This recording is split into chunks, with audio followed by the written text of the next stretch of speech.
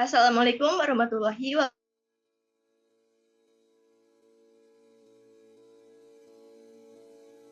Di sini saya selaku moderator untuk jalannya presentasi mata kuliah Manajemen Strategik dengan judul Panduan Analisis Bisnis Memahami Dinamika Industri dengan PMTS, IFAS, dan EFAS di PT Astra Auto Parts Tbk.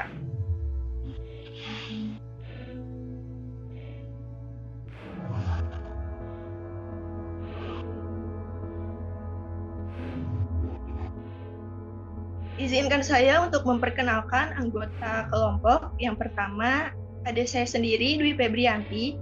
Yang kedua ada Maisarah Nabila. Yang ketiga Rara Anggraini. Dan yang keempat ada Siti Julaiha HS.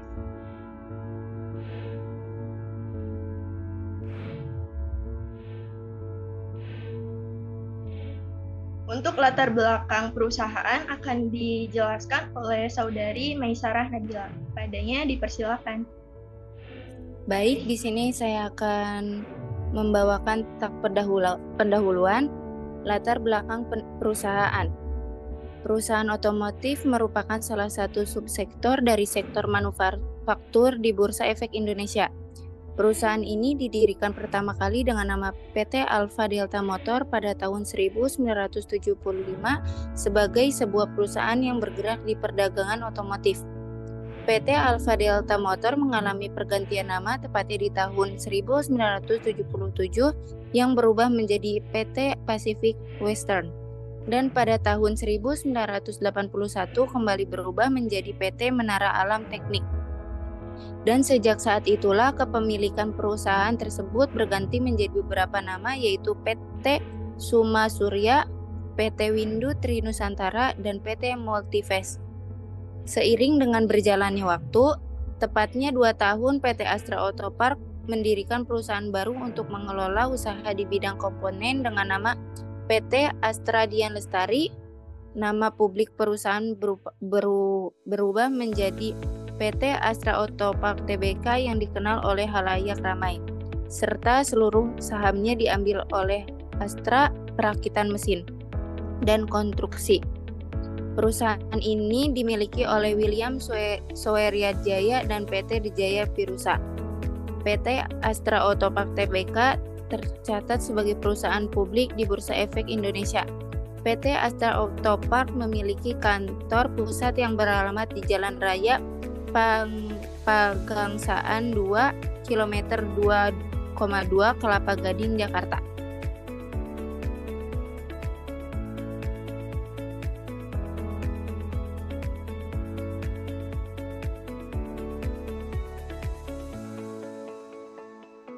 Selanjutnya, kondisi perusahaan akan dijelaskan oleh saya sendiri.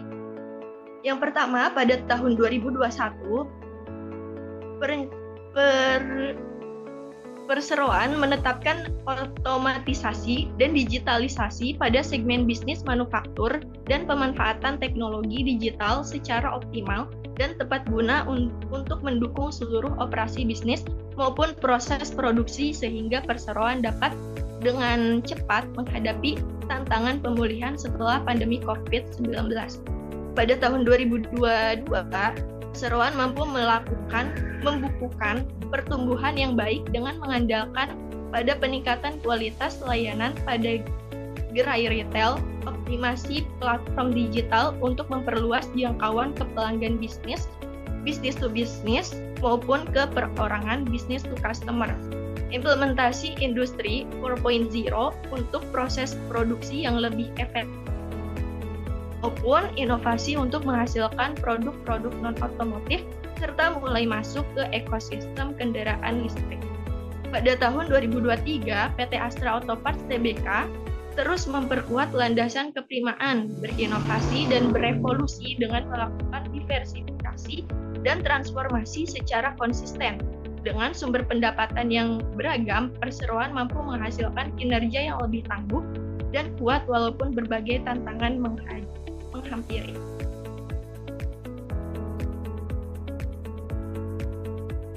Untuk filosofi akan dijelaskan oleh saudari Rara Anggraini.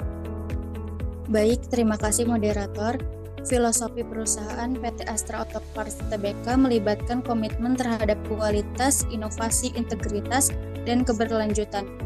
Nilai-nilai ini diwujudkan dalam upaya perusahaan untuk memberikan produk berkualitas tinggi, mendorong inovasi dalam industri otomotif dalam setiap aspek bisnisnya, dan memperhatikan dampak lingkungan serta sosial dari kegiatan operasionalnya. Terima kasih.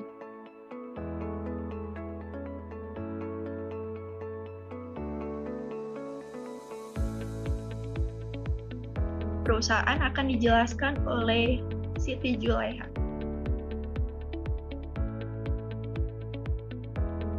Baik, di sini ada profil perusahaan.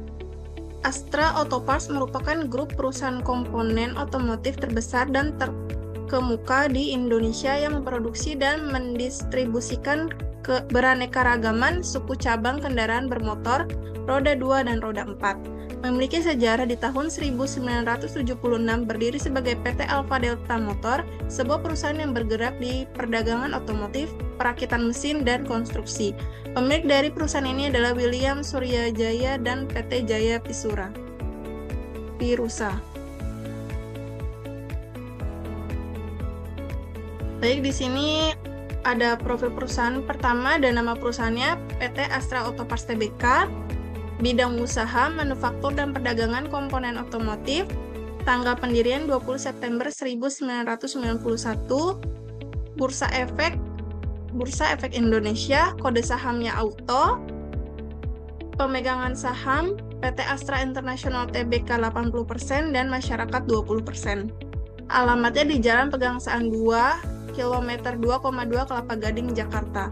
Teleponnya 6221 460 3550 460 7025. Faksnya 021 4603 559 4603 549 4607 009 4607 011. NPWP-nya 01 345 243 8 054 000. Situsnya yaitu http://www.komponenastra.co.id. Di sini ada tanggal pencatatannya yaitu 1998 sampai 0615. Papan pencatatannya utama, bidang usaha pertamanya otomotif dan komponen, sektornya barang konsumen non-primer, subsektornya otomotif dan komponen otomotif, industrinya komponen otomotif, subindustrinya suku cadang otomotif, Biro Administrasi Efek PT Raya Saham Registrar, direkturnya ada Hamdani Zulkarnain Salim, Presiden Direktur, Laya Agus sebagai Direktur, dan Kusari Jono sebagai Direktur. Berikut juga ada komisarisnya yaitu Gideon Hasan, Presiden Komisaris, Agus Jahajana Wirakusumah Komisaris, dan Bambang Trisulo sebagai Komisaris.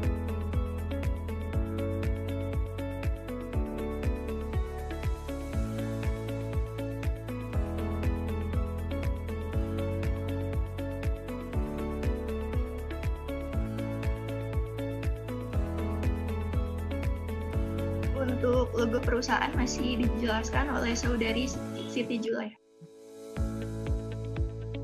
Baik, di sini ada logo perusahaannya. Makna logo ini akan memberitahukan arti dan memberikan makna tentang jati diri perusahaan. Logo pada perusahaan ini melambangkan semangat dan jiwa yang dihidupkan bagi pemilik, pelaku, maupun karyawan PT Astra Auto Parts.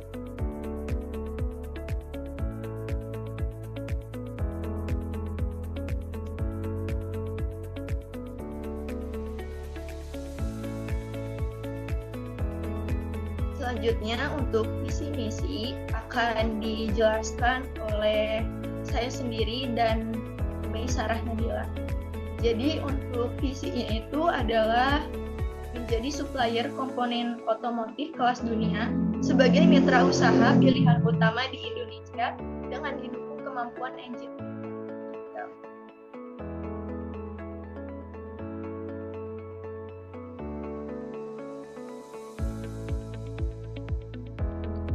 Selanjutnya misi. Yang pertama, menjadi pusat industri otomotif terbesar dan terbaik di Indonesia kelas dunia. Yang kedua, menjaga semua kualitas sumber daya yang ada agar selalu memberikan nilai terbaik.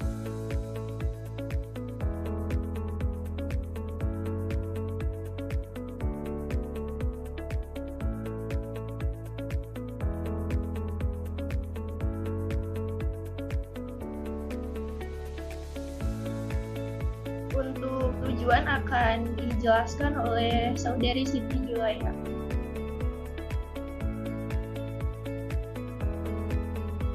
Baik, di sini ada tujuannya. PT Astra Auto Parts memiliki tujuan jangka pendek, jangka menengah, dan jangka panjang sebagai berikut.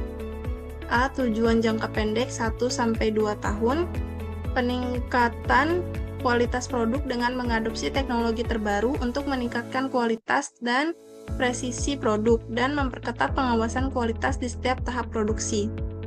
Di sini yang kedua, pengembangan sumber daya manusianya melalui pelatihan dan workshop untuk meningkatkan keterampilan teknis dan manajerial karyawan dan membangun program pengembangan karir yang jelas dan terstruktur.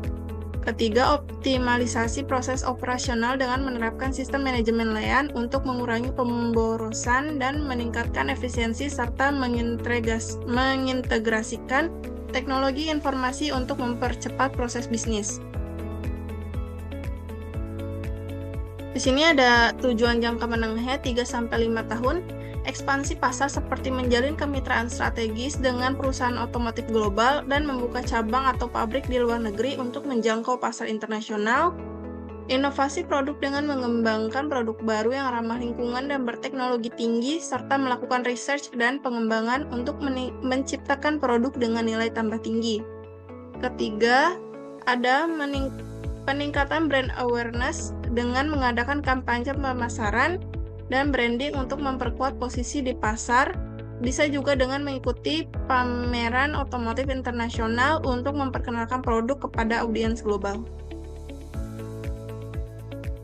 Yang terakhir ada tujuan jangka panjang 5-10 tahun. Pertama, menjadi pemimpin industri global, bisa mencapai pangsa pasar terbesar di industri komponen otomotif global dan mendapatkan pengakuan dan penghargaan internasional atas inovasi dan kualitas produk. Keberlanjutan dan tanggung jawab sosial dapat mengimplementasikan praktik bisnis yang berkelanjutan dan ramah lingkungan, dan menjalankan program CSR yang berdampak positif bagi masyarakat dan lingkungan sekitar. Yang terakhir, transformasi digital menerapkan teknologi industri 4.0 secara menyeluruh untuk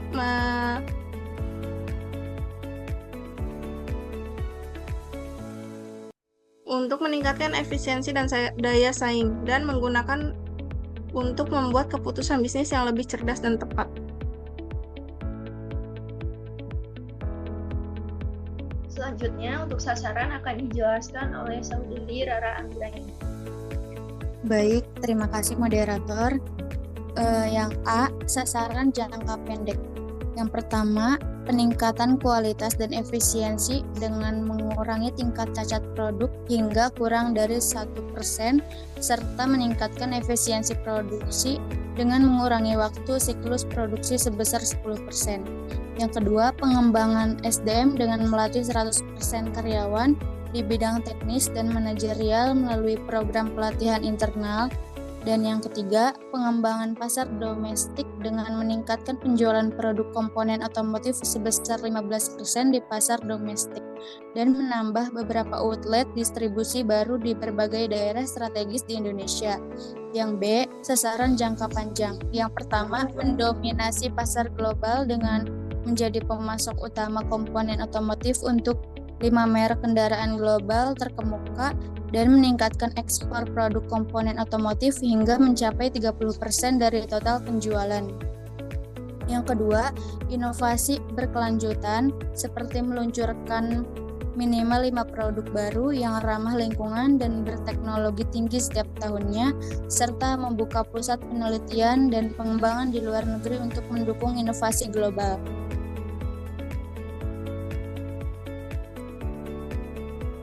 Kemudian yang C, target pasar.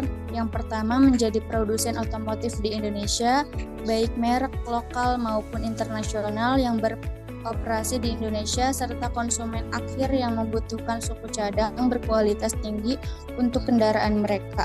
Yang kedua, pasar regional dengan menjadi produsen otomotif di kawasan ASEAN yang membutuhkan suku cadang berkualitas dengan harga kompetitif dan menjadi distributor dan retailer suku cadang di Asia Tenggara.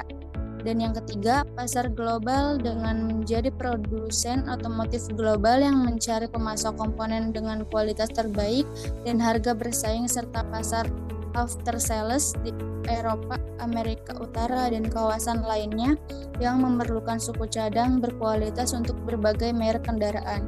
Dengan sasaran yang jelas dan terukur serta target pasar yang terdefinisi dengan baik, PT Astra Auto Parts dapat fokus pada langkah-langkah konkret untuk mencapai keberhasilannya.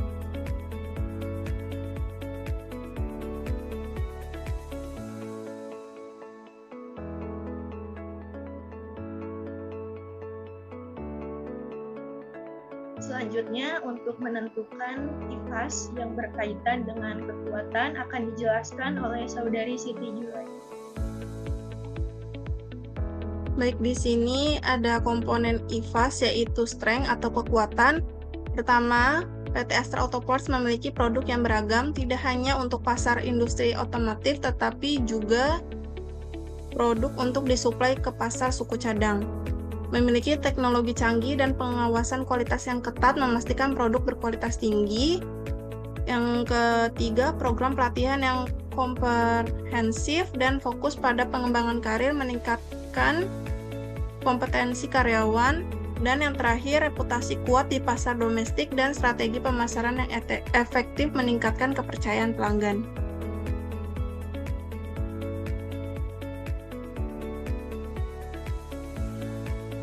Selanjutnya, untuk IFAS yang berkaitan dengan kelemahan akan dijelaskan oleh saya sendiri. Untuk yang pertama adalah ketergantungan pada pasar domestik dan keterbatasan dalam ekspansi internasional dapat membatasi pertumbuhan jangka panjang. Yang kedua, tingginya biaya operasional dapat mengurangi margin keuntungan dan daya saing harga. Yang ketiga, transformasi digital yang masih dalam tahap awal dapat memperlambat adopsi teknologi baru. Dan yang terakhir, ketergantungan pada pemasok kunci untuk mendapatkan bahan baku. Maka timbul risiko gangguan pasokan karena bisa saja kehilangan pemasok atau bahan baku yang sedang dipakai.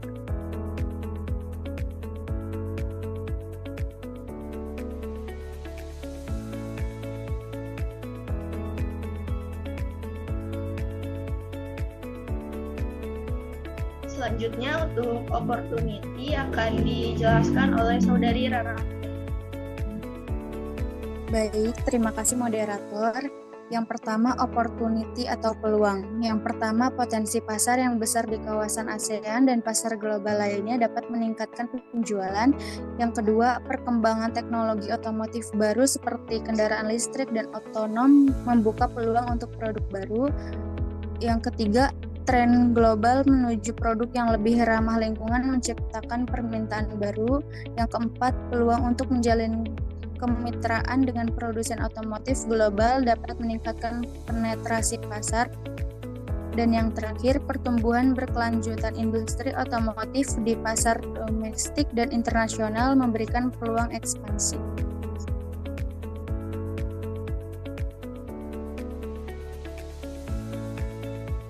Selanjutnya, untuk EFAS yang berkaitan dengan ancaman akan dijelaskan oleh Meisarah Nadia. Oke, yang kedua, threat ancaman. Yang pertama, tingginya persaingan dari produsen komponen otomotif lainnya dapat mengancam pangsa pasar. Yang kedua, perubahan regulasi di berbagai negara dapat memengaruhi operasional dan penjualan. Yang ketiga, ketidakstabilan ekonomi global dapat mempengaruhi daya beli konsumen dan permintaan pasar. Dan yang terakhir, tekanan untuk memenuhi standar lingkungan yang semakin ketat dapat meningkatkan biaya operasional dan produksi.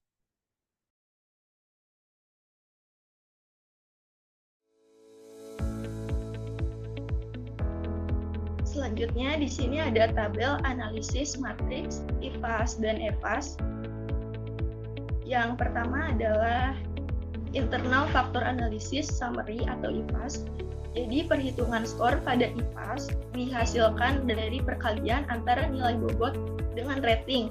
Rincian IPAS pada PT Astra Auto Parts Tbk dapat dilihat pada tabel di bawah.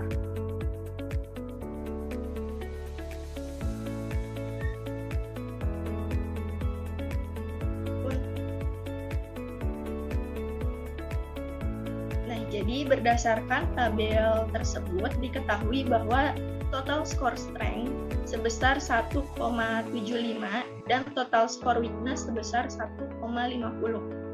Jadi total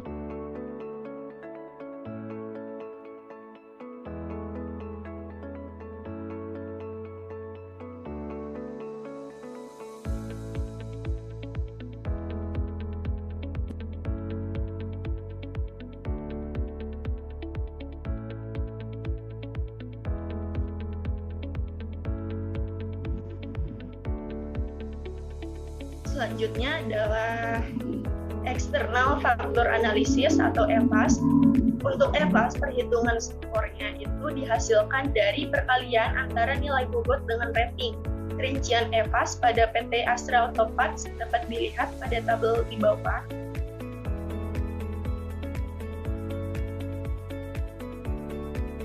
Jadi berdasarkan tabel tersebut, dapat kita ketahui bahwa total score opportunity atau peluang sebesar 1,65 dan total score threat atau ancaman sebesar 1,45. Sehingga total bobot adalah 1 dan total skor EVAS sebesar 0,20 yang didapat dari pengurangan total score opportunity dan total score threat. Selanjutnya, untuk menentukan koordinat posisi perusahaan akan dijelaskan oleh Saudari Siti Julaiha. Baik, di sini ada menentukan koordinat posisi perusahaan. Pertama ada koordinat analisis internal. Koordinat analisis internal sama dengan total skor kekuatan dikurang total skor kelemahan, sama dengan 1,75 dikurang 1,50, sama dengan 0,25. Kedua ada koordinat analisis eksternal. Koordinat analisis eksternal sama dengan total skor peluang dikurang total skor ancaman, sama dengan 1,65 dikurang 1,45 sama dengan 0,20. Lalu di sini ada pada perhitungan analisis IFAS dan EFAS di atas didapat total skor IFAS sebesar 0,25 dan total skor EFAS sebesar 0,20. Dari total skor IFAS dan EFAS akan terbentuk titik acuan matriks kuadran SWOT untuk mengetahui posisi perusahaan. Di sini berarti 0,25, 0,20. Berdasarkan gambar dapat dilihat bahwa PT Astra Auto Parts Tbk berada pada posisi di antara sumbu opportunity dan sumbu strength yakni kuadran 1. Artinya, PT Astra Auto Parts Tbk disarankan untuk melakukan strategi progresif di mana memiliki bobot nilai yang positif dalam faktor internal perusahaan, yaitu kekuatan, dan faktor eksternal perusahaan, yaitu peluang.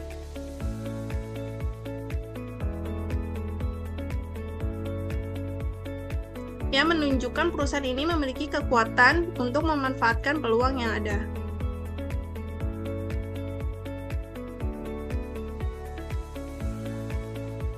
Selanjutnya di sini ada matriks kuadran SWOT.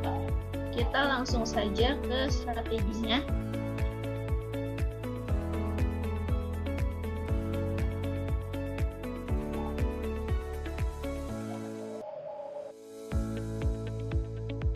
Untuk strategi SO akan dijelaskan oleh Saudari Siti Julaiha.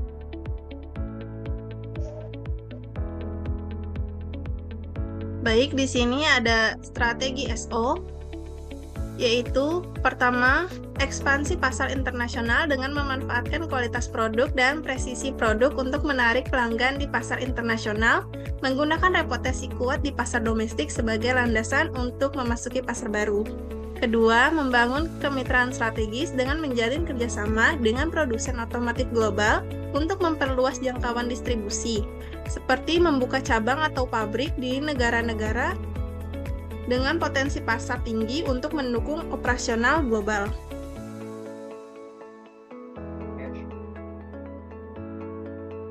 Selanjutnya untuk strategi WO akan dijelaskan oleh saya sendiri. Jadi yang pertama adalah diversifikasi produk dan layanan untuk mengembangkan lini produk baru yang tidak hanya berfokus pada komponen otomotif tradisional, tetapi juga mencakup komponen untuk kendaraan listrik dan otonom. Kemudian yang kedua untuk meningkatkan posisi pasar domestik dengan memanfaatkan kekuatan dalam kualitas produk dan berwarnas, dan mengembangkan jaringan distribusi yang lebih luas dan efisien di seluruh Indonesia untuk meningkatkan aksesibilitas.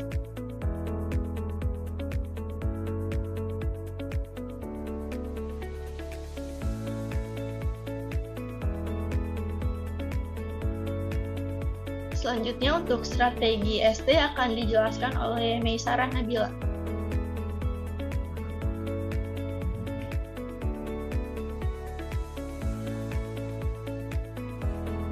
Baik, di sini saya akan menjelaskan tentang strategi ST. 1. Diversifikasi pasar dan produk dengan melakukan analisis pasar untuk memahami kebutuhan dan preferensi di berbagai negara, seperti membuka kantor perwakilan atau pabrik di negara-negara depan. Yang kedua, meningkatkan efisiensi operasional dengan adopsi teknologi digital dan otomatisasi dalam proses produk untuk meningkatkan efisiensi dan mengurangi biaya, serta guna big data dan analitik untuk mengoptimalkan rantai pasokan dan proses produksi.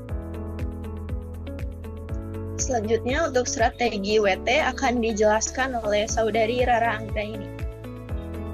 Baik, terima kasih moderator. Strategi WT. Yang pertama, mengembangkan produk-produk baru yang tidak hanya fokus pada industri otomotif, tetapi juga bisa masuk ke industri lain seperti komponen otomotif atau produk berbasis teknologi. Yang kedua, ekspansi geografis dengan masuk ke pasar baru di luar Indonesia seperti negara-negara di ASEAN, Timur Tengah, dan Afrika yang memiliki potensi pertumbuhan otomotif tinggi dan menargetkan pasar sekunder seperti suku cadang, aftermarket, dan produk perawatan kendaraan yang bisa memberikan sumber pendapatan baru.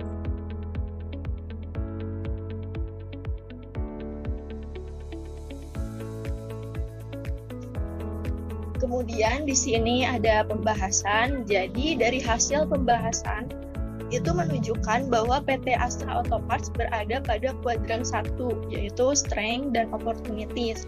Dalam matriks SWOT, perusahaan harus menggunakan strategi agresif yang memanfaatkan kekuatan internal untuk mengambil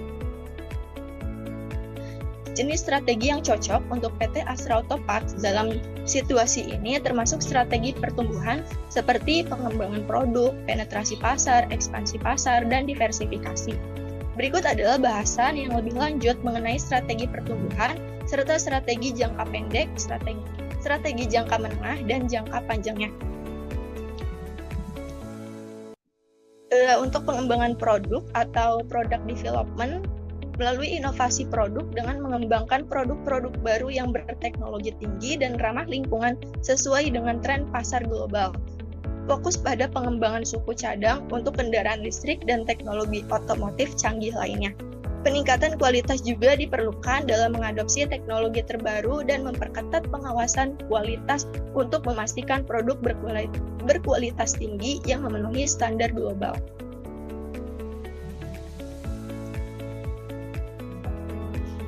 Penetrasi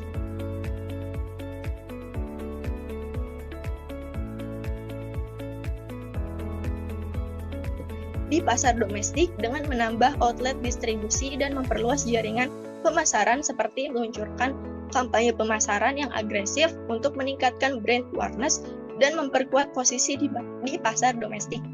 Ekspansi pasar dengan mengeksplorasi dan memasuki pasar baru di kawasan ASEAN, Timur Tengah, dan Afrika yang memiliki potensi pertumbuhan otomotif tinggi, dan menjalin kemitraan strategis dengan produsen otomotif internasional untuk memperluas jangkauan pasar dan meningkatkan pangsa pasar.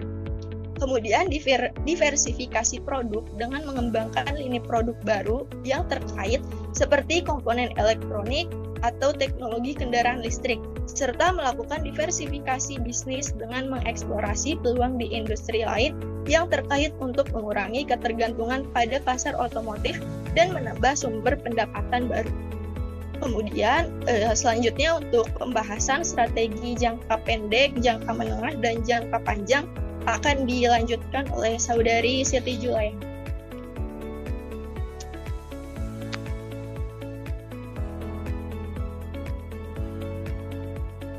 Baik, di sini ada strategi jangka pendek 1-2 tahun, peningkatan kualitas dan efisiensi produksi dengan mengoptimalisasi proses produksi seperti implementasi layanan manufacturing dan teknologi otomatisasi untuk meningkatkan efisiensi dan penurunan biaya produksi, serta pengawasan kualitas dengan memperketat pengawasan kualitas di setiap tahap produksi untuk memastikan produk yang dihasilkan memenuhi standar tinggi.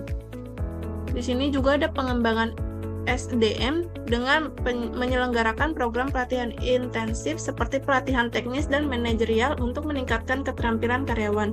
Adanya program pengembangan karir yang jelas dan terstruktur untuk meningkatkan motivasi dan retensi karyawan. Di sini ada strategi jangka menengahnya 3-5 tahun, ekspansi pasar internasional dengan mengeksplorasi dan memasuki pasar baru di kawasan ASEAN, Timur Tengah, dan Afrika yang memiliki potensi pertumbuhan otomotif tinggi, serta menjalin kemitraan strategis dengan produsen otomotif internasional untuk memperluas jangkauan pasar dan meningkatkan pangsa pasar. Pengembangan produk baru dengan mengembangkan dan meluncurkan produk baru yang berteknologi tinggi dan ramah lingkungan sesuai dengan tren pasar global, adanya pengalokasian sumber daya yang signifikan untuk R&D guna menciptakan produk inovatif dan meningkatkan daya saing, serta peningkatan infrastruktur digital dengan mengimplementasikan teknologi digital dengan operasional perusahaan untuk meningkatkan efisiensi dan produktivitas, membuat sistem manajemen terintegrasi, sistem manajemen berbasis teknologi informasi untuk mempercepat proses bisnis dan meningkatkan akurasi data. Yang terakhir ada strategi jangka panjang 5-10 tahun, dominasi pasar global dengan menjadikan PT Astra Auto Parts menjadi pemimpin pasar dalam industri komponen otomotif global dengan meningkatkan pangsa pasar dan pengakuan merek, dan menerapkan standar kualitas global untuk memastikan produk diterima di berbagai pasar internasional. Yang kedua, diversifikasi bisnis, ekspansi ke industri lain dengan mencari peluang untuk diversifikasi ke industri lain yang terkait, seperti komponen elektronik atau teknologi kendaraan listrik, melakukan akuisisi dan merger dengan perusahaan yang memiliki teknologi atau pasar yang komplementer untuk memperluas kapabilitas dan jangkauan bisnis.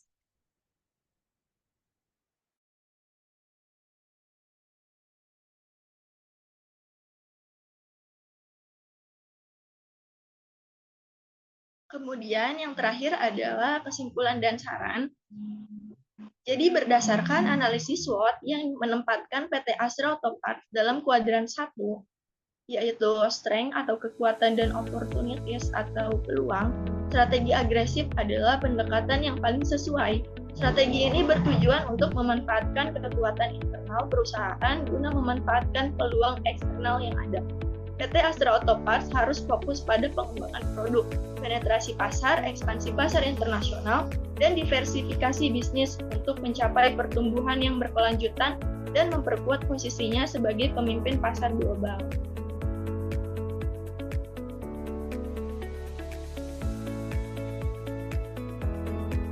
Berdasarkan analisis yang telah kami lakukan, saran kami untuk PT Astra Auto Parts Tbk yang dapat diterapkan adalah untuk memperkuat posisinya di pasar otomotif dengan menerapkan beberapa rekomendasi strategis.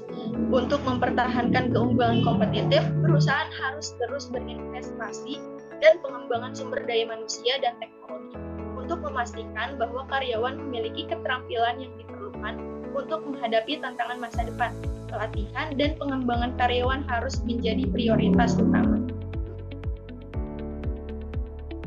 Sekian presentasi kami. Mohon maaf apabila ada kesalahan dan kekurangan. Terima kasih. Wassalamualaikum warahmatullahi wabarakatuh.